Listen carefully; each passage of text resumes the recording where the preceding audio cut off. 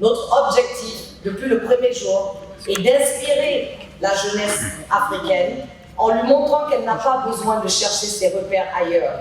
Nos terres regorgent d'hommes et de femmes qui, par leur courage, leur résilience et leur talent, ont accompli des choses extraordinaires.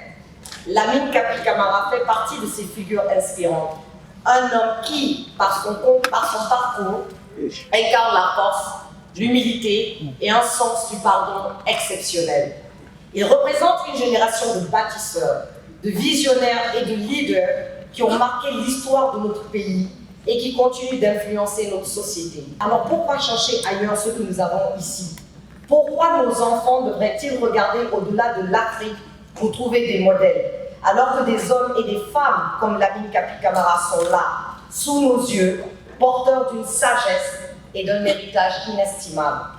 Ce documentaire est bien plus qu'un film, c'est une transmission, une façon de dire à notre jeunesse: voici les destins qui vous ressemblent, voici des figures qui ont pavé la voie, voici des héros qui vous montrent que tout est possible. Trop souvent, nous laissons d'autres raconter notre histoire à notre place. Trop souvent, nous attendons que nos figures disparaissent pour les célébrer. Nous avons choisi de faire autrement. Nous avons tenu à organiser cette avant-première pour honorer Lamine Kapi Camara de son vivant. Parce qu'il est essentiel que ceux qui nous inspirent puissent voir notre reconnaissance, entendre notre gratitude et continuer à nous guider par leur présence. À travers CDC, nous continuerons de raconter ces histoires. Nous continuerons de mettre en avant ces destins inspirants, ces figures qui façonnent notre avenir. Projection qui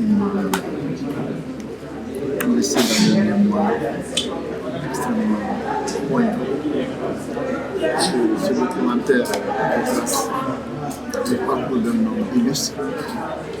Dieu merci, il est vivant. Et cette rétrospective de sa carrière est un exemple de probité, d'engagement, de détermination.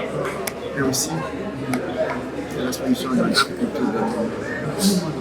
Et au-delà de tout, de quelqu'un qui a souffert, qui a contribué à bâtir son pays et qui, par-dessus tout, appelle la jeunesse guinéenne et tout le peuple guinéen à se pardonner. Le pardon étant la condition, non pas pour oublier, mais pour cimenter la vérité. Je voudrais me joindre à cet appel. Où que nous sommes, quel que soit ce que nous avons subi comme avatar,